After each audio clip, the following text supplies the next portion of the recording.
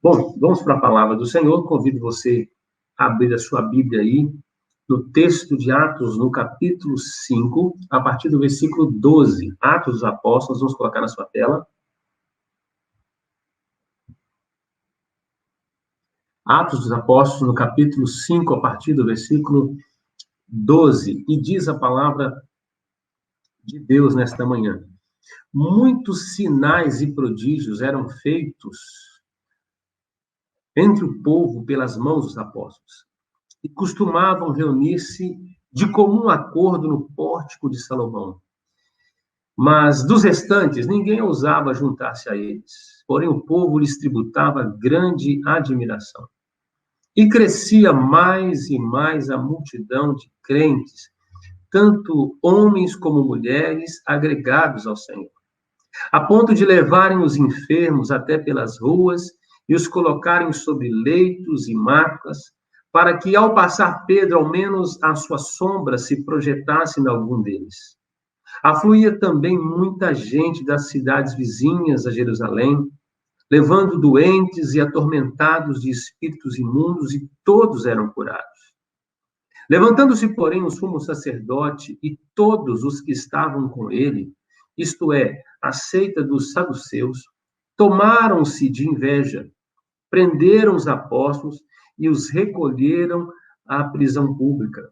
Mas de noite um anjo do Senhor abriu as portas do cárcere e, conduzindo-os para fora, lhes disse: ide e, apresentando-vos no templo, dizei ao povo todas as palavras desta vida.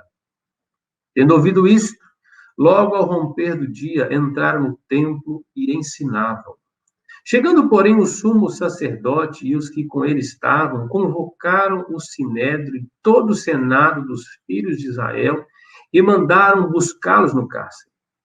Mas os guardas, indo, não os acharam no cárcere, e, tendo voltado, relataram, dizendo: achamos o cárcere fechado com toda a segurança, e as sentinelas nos seus postos junto às portas, mas abrindo-as, a ninguém encontramos dentro. Quando o capitão do templo e os principais sacerdotes ouviram essas informações, ficaram perplexos a respeito deles e do que viria a ser isso. Nesse interim, alguém chegou e lhes comunicou: eis que os homens que recolheram no cárcere estão no templo ensinando o povo. Nisto, indo o capitão e os guardas, os trouxeram sem violência, porque temiam ser apedrejados pelo povo. Trouxeram-nos e, apresentando-os ao sinédrio, e o sumo sacerdote interrogou-os, dizendo: expressamente vos ordenamos que não ensinasseis nesse nome, contudo encheste Jerusalém de vossa doutrina, e quereis lançar sobre nós o sangue desse homem. Então Pedro e os demais apóstolos afirmaram: antes importa obedecer a Deus do que aos homens.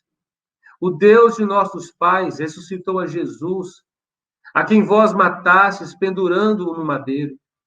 Deus, porém, com a sua destra, o exaltou a príncipe e salvador, a fim de conceder a Israel o arrependimento e a remissão de pecados. Ora, nós somos testemunhas desses fatos, e bem assim o Espírito Santo, que Deus outorgou aos que lhe obedecem. Eles, porém, ouvindo, se enfureceram e queriam matá-los. Mas, levantando-se no sinédrio um fariseu chamado Gamaliel, mestre da lei, acatado por todo o povo, mandou retirar os homens por um pouco. E lhes disse: israelitas, atentai bem no que ides fazer a esses homens.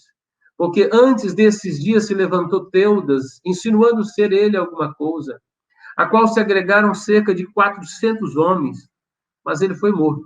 E todos quanto lhe prestavam obediência se dispersaram e deram em nada. Depois desse, levantou-se Judas, o galileu, nos dias do recenseamento, e levou muitos consigo. Também este pereceu, e todos quantos lhe obedeciam foram dispersos. Agora vos digo: dai de mão a esses homens, deixai-os, porque se este conselho ou esta obra vem de homens, perecerá. Mas se é de Deus, não podereis destruí-los, para que não sejais, porventura, achados lutando contra Deus. E concordaram com ele. Chamando os apóstolos, açoitaram, e ordenando-lhes que não falassem em nome de Jesus, os soltaram.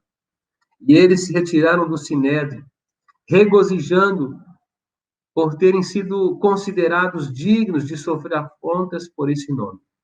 E todos os dias, no templo e de casa em casa, não cessavam de ensinar e de pregar Jesus, o Cristo. Bom, nós estamos aí numa série de palavras no livro de Atos. E domingo passado nós falamos um pouquinho sobre generosidade, sobre o coração generoso e o coração aí enganoso. Pegamos aí a comunidade da fé e esse casal Ananias e Safira. Nosso tema de hoje é colhendo no meio do caos. O juízo de Deus sobre Ananias e Safira trouxe grande temor a toda a igreja e a todas as pessoas que tomavam conhecimento daqueles fatos. A morte daquele casal que tentou enganar a Deus com a sua oferta, promoveu grande temor. Com isso, a igreja mantinha-se pura, e assim ela crescia em número e espiritualidade. Quando há temor no coração, a igreja cresce em espiritualidade. O versículo 12 do texto, que chama a atenção para você nesta manhã, diz que muitos sinais e prodígios eram feitos entre o povo pelas mãos dos apóstolos e costumavam todos reunir-se de comum acordo no pórtico de Salomão. Aqui nós vemos uma igreja que ela é sal e luz. Ela é sal da terra porque ela exerce uma forte influência na mente e nos corações. Ela é percebida claramente. A igreja, através dos seus atos, está ditando aqui o ritmo da cidade. Pela sua vida com Deus, ela está ditando o ritmo de Jerusalém. Então, ela é percebida pela vida comunitária e pelo testemunho público. A igreja é luz do mundo, por isso ela exerce a sua influência de maneira visível. Ela não se reúne na escuridão, mas a luz, as claras. Diz que se apropria de um local chamado Pórtico de Salomão, e ali a igreja torna evidente. Ela não está nos bastidores da vida, mas ela está debaixo das luzes. Ela não possui uma estrutura física ainda, uma instituição, um prédio, mas ela utiliza o que é possível utilizar, e no entorno do templo a igreja se reúne. No templo de Salomão, no antigo templo, ela se reúne, e ali ela cultua Deus, ali ela ensina, ali ela discipula, ali ela faz suas orações, ali Deus opera através da igreja sinais. A cidade de Jerusalém já não é mais a mesma. Por quê? Porque há uma candeia acesa. A igreja é a luz da cidade. Ela traz claridade para a cidade, ela traz conhecimento para a cidade, ela revela o Cristo. Ela é sal e ela é luz. E diz no versículo 13 e 14 que isso promove na cidade muita empatia. As autoridades que assistiam tudo isso ficam muito receosas. O evangelho vai tomando o coração do povo e diz que o número dos discípulos cresce assustadoramente. O número dos discípulos cresce, mas as autoridades estão ali, diz que eles não ousavam se juntar ao povo e acompanhavam atentamente a tudo isso.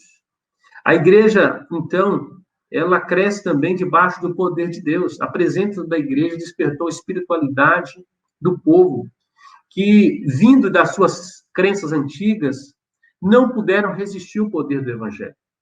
Não puderam resistir. E diz que, pela fé, eles traziam seus enfermos, vindo de todas as cidades vizinhas a Jerusalém. E diz que eles eram libertos de seus espíritos malignos e eram curados de diversas enfermidades. A igreja vivendo uma vida de poder. No verso 17 até o verso 18, nós vemos que, de repente, levanta-se outra celeuma. Essa vai ser agora a segunda prisão dos apóstolos, as autoridades, em especial aqui a seita dos saduceus, que era a maior das seitas judaicas, bem maior que a dos fariseus, ficaram enciumadas e com inveja. Isso os motivou a prenderem novamente os apóstolos. Mas agora não é só Pedro e João que é preso, todos os apóstolos são presos. Verso 19 ao verso 21, nós vamos ver aí que o anjo do Senhor, de noite, ele abre as portas do cárcere, liberta os apóstolos, um milagre, um milagre. Isso ainda reforçou ainda mais a proclamação, porque é uma ordem aqui, dizendo no versículo 20, ide apresentando no templo, dizei ao povo todas as palavras desta vida. Ou seja, preguem o evangelho, pois esta é a melhor mensagem desta vida. Voltem e proclamem.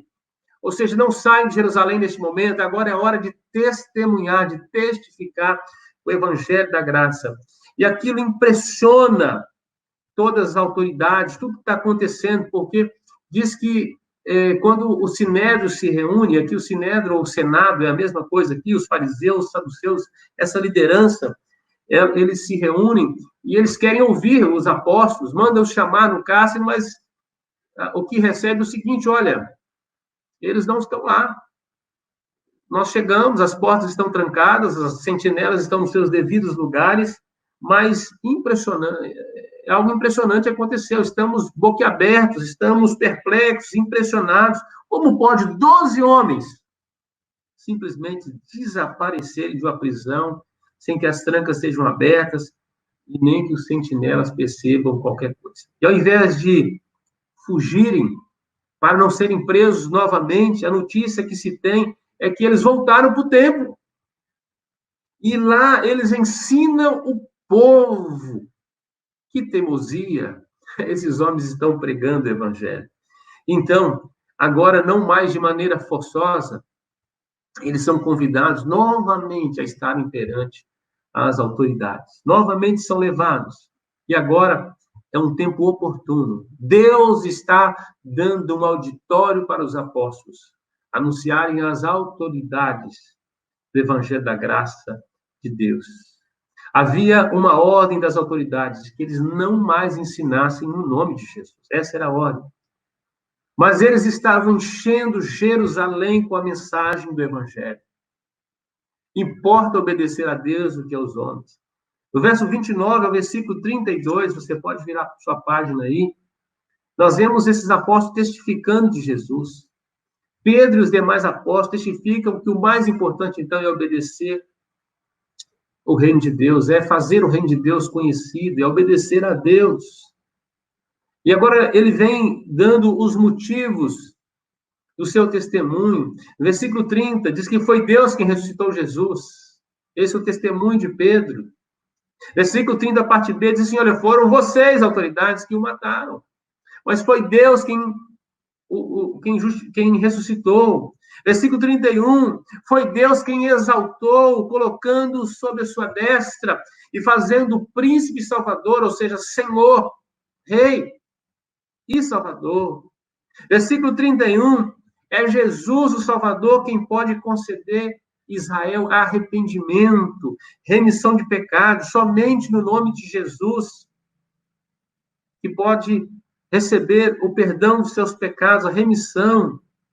Somente o Espírito Santo é capaz de quebrantar os corações, de aplicar essa obra da salvação. Então, é um tempo de testemunho. O papel do cristão é este. Versículo 32. Olha o que diz o versículo 32. Ora, nós somos testemunhas destes fatos. O papel do cristão é testemunhar, é pregar, é proclamar, pois o Espírito Santo é quem convence o pecador e leva os chamados pelo Evangelho à obediência. E depois desse testemunho, diz que as autoridades ficaram enfurecidas, versículo 33. E o desejo delas agora é a morte dos apóstolos. Querem matá-los. Eles reagem, eles respondem de maneira negativa ao testemunho, estão na carne, estão enciumados, desmoralizados, escravizados nos seus corações. Mas levanta-se um homem, Gamaliel, um professor, um rabino, um mestre, o mais sábio entre eles, um renomado, ele era a autoridade da nação, o mesmo que Paulo foi seu discípulo, que Paulo estudou aos seus pés, e ele pacifica aqueles homens, propondo uma medida sábia, e ao mesmo tempo cumprindo o propósito de Deus. E o conselho consistiu, se esse movimento for do homem, ele vai perecer. E ele cita outros movimentos que já haviam surgido ali na Galiléia e na Judéia, e que haviam extinguido, como o de Teudas e o de Judas. Todos esses movimentos acabaram. E o conselho consiste, se esse movimento for do homem, logo perecerá. Mas se ele for de Deus, logo será quem for encontrado lutando contra Deus. Se essa obra não pertence ao Senhor, ela vai perecer, mas se ela é do Senhor, vocês estarão se opondo não a eles, mas a Deus. Toda obra que não prevalecer, ela não pertence ao Senhor. O escritor de Hebreus, lá no capítulo 12, verso 25 ao verso 27, ele vai dizer que todas as coisas serão abaladas, e somente aquelas que não forem abaladas permanecerão. Amados, nesses dias, Deus está abalando todas as coisas. Deus está abalando, inclusive, muitos crentes na sua fé. Se você não teve um sólido fundamento do Evangelho, se você não recebeu a Cristo como Senhor da sua vida, se você não tem uma vida devocional séria, você vai ser abalado. Mas se você permanecer, é porque a sua vida estava alicerçada na rocha que é Jesus. É porque a sua convicção estava em Cristo Jesus. É porque a palavra de Deus é a baliza da sua vida. Ela é regra de fé e de prática sobre a sua vida. E você vive pela palavra do Senhor. Você vive pela fé. O versículo 40 ao versículo 41, os apóstolos, após as autoridades concordarem com Gamaliel de que o parecer dele era mais sábio, de que não deveriam matar os apóstolos, diz que eles chamam os apóstolos e os apóstolos são açoitados e recebem novamente a ordem de não falarem mais o nome de Jesus. E diz que após eles apanharem bastante, diz que eles saem dali jubilosos, porque eles tiveram o privilégio de sofrerem pelo nome de Jesus e por causa do Evangelho de Jesus. O verso 42, e a essência desse texto, inclusive, é um dos textos temas da nossa temática anual da igreja. Nós estamos nesse ano, o ano do discipulado, sendo e fazendo discípulos para a glória de Deus. E esse é um dos textos. E diz que de todos os dias, no templo e de casa em casa, não cessavam de ensinar e de pregar a Jesus Cristo. Todos os dias a igreja caminhava de vento em popa, no templo e de casa em casa, sem cessar, diz o texto, todo dia, ensinando e proclamando Jesus. Então, assim nós vemos nesse texto que a igreja estava aprendendo a colher no meio desse caos.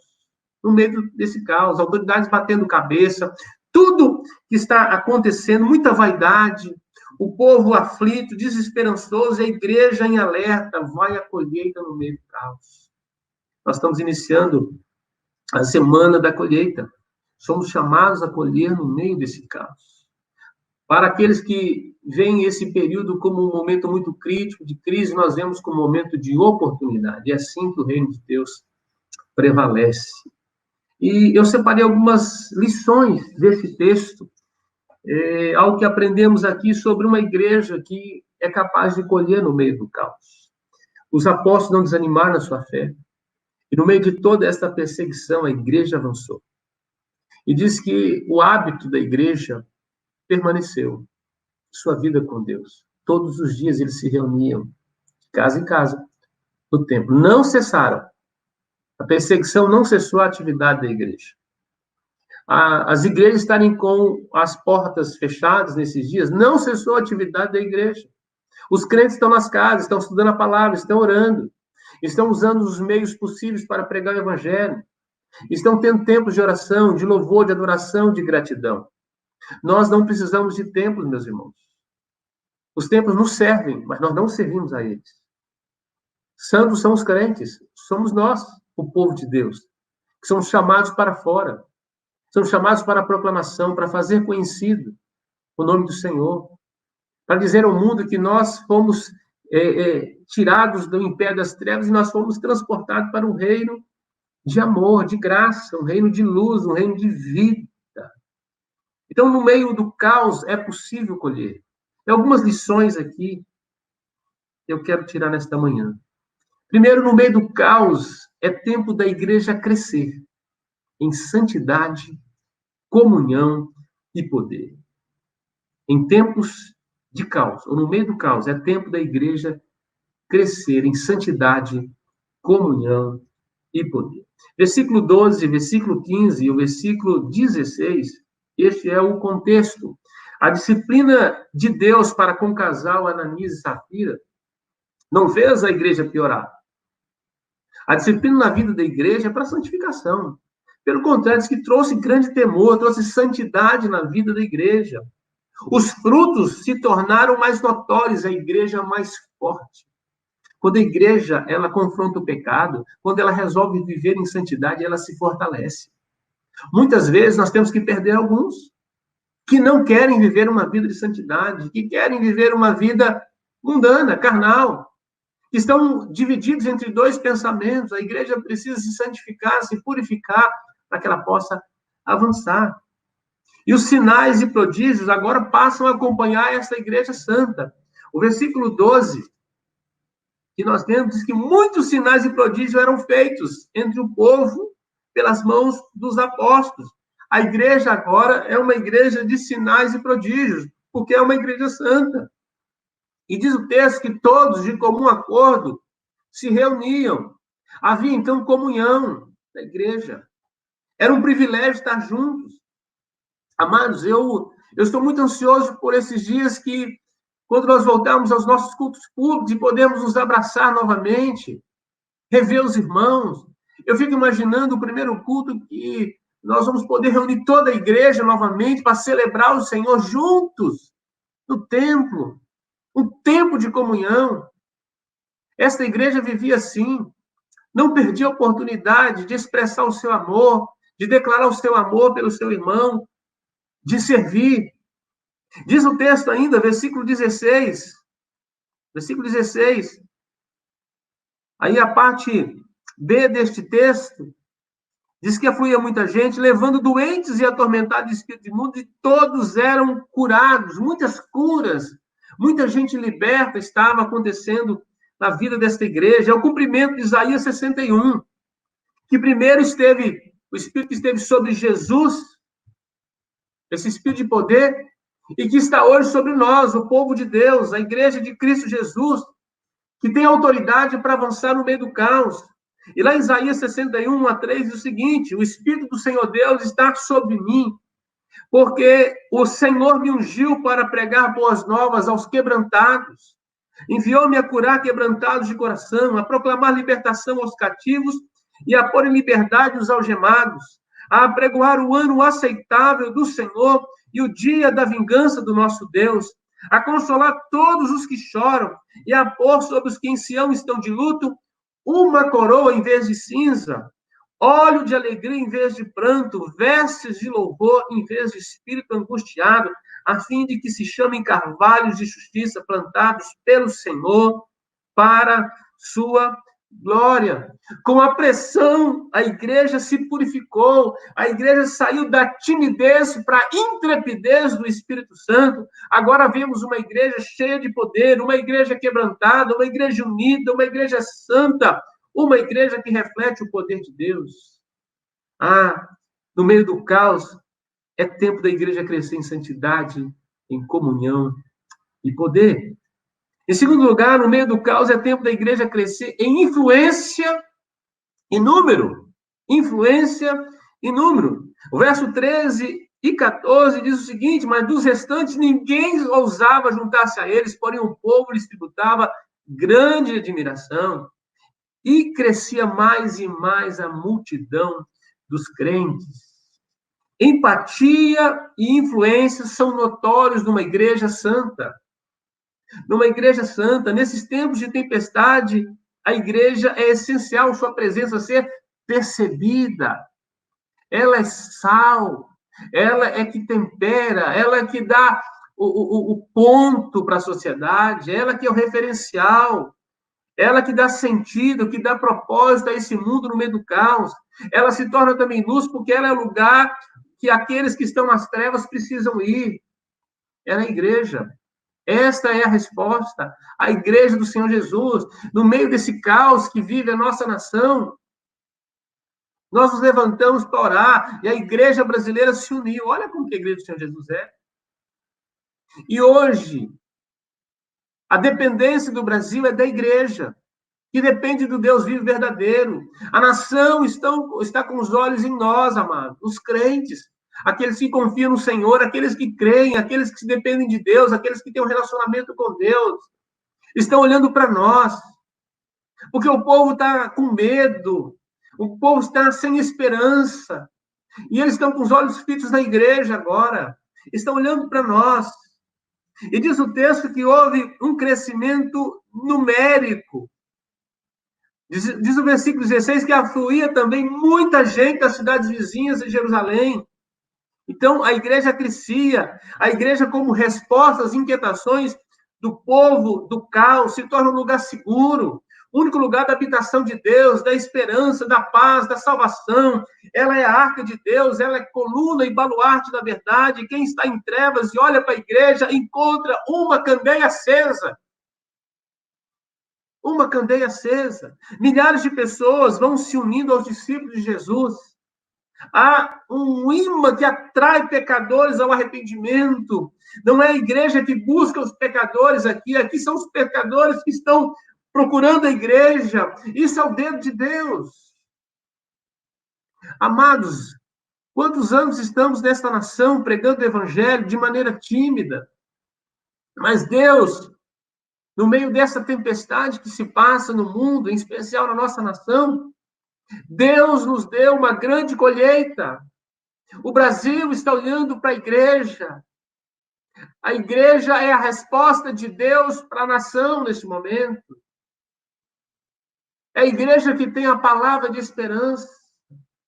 Então a igreja precisa ser santa, mas tão santa que os pecadores possam olhar para ela e encontrar-se com Deus. Então, no meio do caos, é tempo da igreja crescer também em influência e número.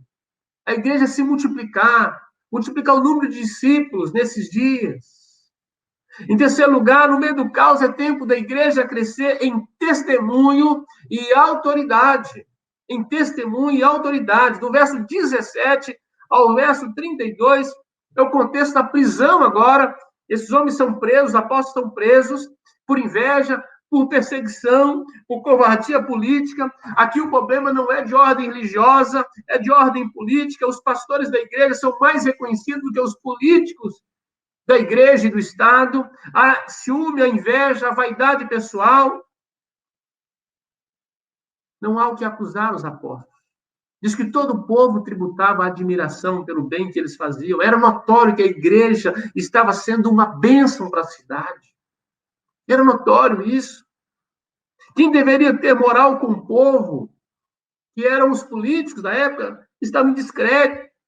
As más notícias das autoridades só traziam doença e medo para o povo. Mas a boa notícia dos apóstolos encheu a cidade. Esse sim tinha crédito, o evangelho. Amados, vamos inundar nossa cidade de boas notícias. Vamos curar o povo com o poder do evangelho. Esses dias estou assim, observando, refletindo. A nossa nação, as autoridades políticas, Câmara, Senado, o Executivo, o Judiciário, batendo cabeça, o Ministério da Saúde, o presidente, todo mundo. Há um momento de grande instabilidade, isso está gerando instabilidade econômica também, pavor, medo na nação. As pessoas não sabem o que fazer, mas nós sabemos o que fazer. Nós sabemos em quem nós temos crido, em quem nós confiamos, em quem é o nosso grande depósito. Então, os apóstolos agora, eles são resposta para tudo isso. Eles estão diante das autoridades que estão enciumadas. E eles estão firmes e testemunhando de Jesus. No meio do caos, é tempo da igreja crescer em testemunho e autoridade. Eles não se intimidam diante das autoridades. Eles vão dizer, olha, importa obedecer a Deus do que aos homens. Olha, nós estamos aqui servindo ao Rei dos Reis, Senhor dos Senhores. O Deus que não perdeu o controle de nada em nenhum momento. Que governa sobre todas as coisas. Importa obedecer. Somos testemunhas desses fatos. Somos testemunhas desses fatos. Amados, nós somos testemunhas desses fatos também nos nossos dias. De que Deus é poderoso para fazer mais, infinitamente mais. De que Ele pode levar a praga que está sobre essa nação para longe. Ele faz dissipar essa tempestade. A palavra de Deus, em 2 Crônicas 7,14, que no meio da pestilência o povo deveria clamar. Se o meu povo que se chama pelo meu nome é a igreja, não é o governo, é a igreja. Se o meu povo que se chama pelo meu nome se humilhar, esse é o nosso tempo. Orar, me buscar, se converter dos seus maus caminhos, então eu ouvirei dos céus. Eu vou perdoar seus pecados. Eu saro a sua nação. Deus é quem pode curar a nossa nação. Bom, os apóstolos são então soltos, meus irmãos, por um ato poderoso de Deus. Versos 17, 19 e 20. O Deus que fecha a boca de leões e livra Daniel. O Deus que anda no meio da fornalha de fogo ardente e livra Ananias, Azarias e Misael, é o mesmo que livra os apóstolos da prisão. Quem sofre pelo Evangelho vive uma vida de poder e de milagres. Quem sofre pelo Evangelho vive uma vida de poder e de milagres. Que autoridade de Deus ali. Que milagre. A prisão está trancada. Tem sentinelas. Mas os apóstolos não estão lá mais. Porque o anjo do Senhor os visitou de noite. Os tirou e deu uma ordem. Voltem para a cidade para pregar. Preguem, testemunhem, ensine a palavra desta vida, o Evangelho. Os líderes e os guardas não conseguem entender, mas estão amedrontados, estão coagidos pela ação de Deus na vida dos apóstolos. Os apóstolos, então, testemunham com grande poder. Mais importante é obedecer a Deus. Nada pode calar um testemunho de poder. Quem dá as cartas não é o mundo, é a igreja. Quem recua não é a igreja, é as portas do inferno.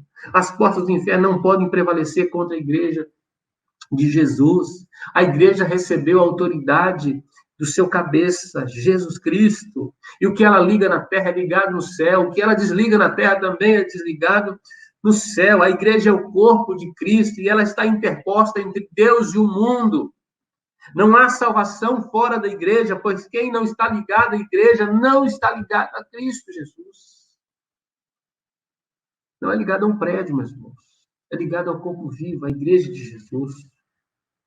A igreja é testemunha de Jesus nesse mundo. Assim, nós somos testemunhas de Deus no poder do Espírito Santo e na autoridade de Jesus. No meio do caos, é tempo da igreja crescer em testemunho e autoridade. O povo precisa ver em quem nós cremos, precisa conhecer o nosso Deus a partir das nossas vidas. Precisamos ter a autoridade de Deus para operar em nome de Jesus. Em quarto lugar, no meio do caos, é tempo da igreja crescer em proclamação e discipulado. A igreja não foi calada, pelo contrário. Ela ouvia o clamor do mundo, mas ela seguia com a sua rotina da sua vida com Deus, em obediência. Versículo 33 ao verso 41, nós vemos aqui os sofrimentos do Evangelho. Por causa do Evangelho, os apóstolos estavam sendo afrontados, presos, sofrendo açoites, mas isso não desanimava os apóstolos. Pelo contrário, eles se alegraram porque estavam sofrendo por Jesus. São os sofrimentos do Evangelho. E no versículo 42, nós vamos ver aqui o poder do Evangelho. Na crise, é tempo de proclamar, é tempo de discipular. O mundo para, a igreja não. A igreja segue. O mundo está um caos, mas o reino de Deus não. Não. Hoje à noite nós vamos falar um pouquinho sobre Ezequiel 37. Você precisa estar conectado às 19 horas.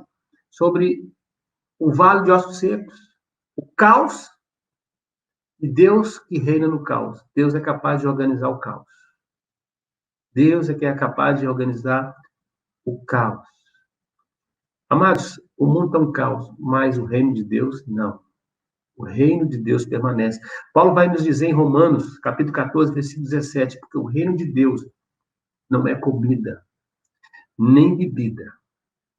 O reino de Deus não é o que o homem desse tempo está procurando, que está desesperançoso.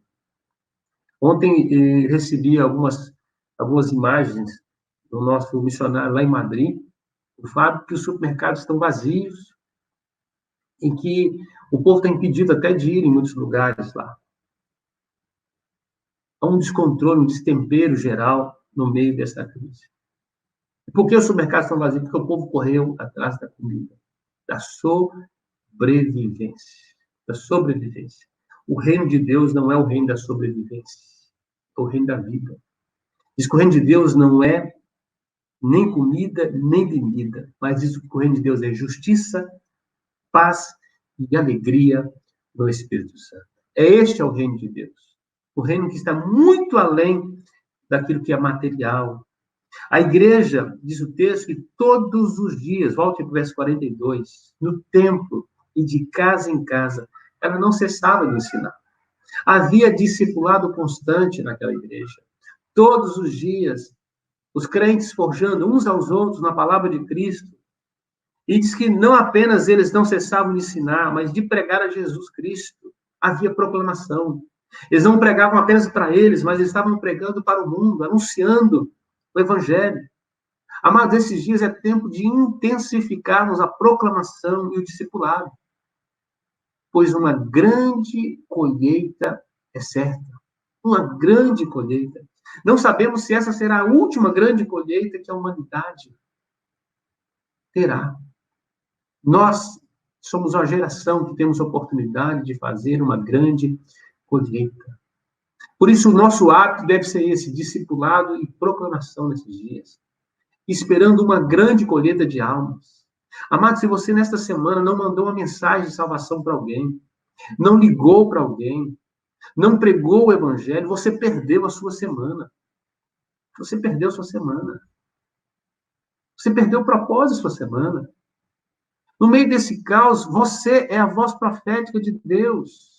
Deus te colocou para pregar o evangelho, para anunciar Jesus Cristo, para falar que só há esperança em Jesus Cristo. Este é um tempo de proclamação, este é um tempo de discipulado.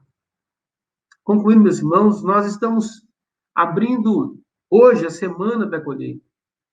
E nós cremos que toda semente lançada produzirá seus frutos, muitos frutos. Então, meus irmãos, vamos para a frutificação com a grande colheita. Mas não há colheita se não há semeadura, se não há pregação do Evangelho. Aquilo que o homem semeia é aquilo que ele colhe. E se você semeia pouco, você vai colher pouco. Se você semeia com abundância, com fartura, você vai colher. Olhe por isso. O reino de Deus não está em caos. O reino de Deus tem um príncipe, um rei que governa sobre todas as coisas. E sobre toda essa tempestade, Deus está no controle de tudo. Então há controle, há governo, há semeadura, haverá colheita, porque as estações de Deus não falham. As estações de Deus não falham. As estações de Deus não falham. Toda semeadura produz uma colheita. Que Deus nos surpreende, nos ajuda nesses dias. Que possa nos ajudar com a grande colheita de almas para a glória de Deus e para a nossa alegria. Os apóstolos estavam no meio do caos, mas eles colhem. A igreja caminha, a igreja avança e a igreja cresce. Deus te abençoe no nome de Jesus. Nós vamos, nesse momento, adorar o Senhor com duas canções. Vamos lá com o nosso irmão Ed, no nome de Jesus.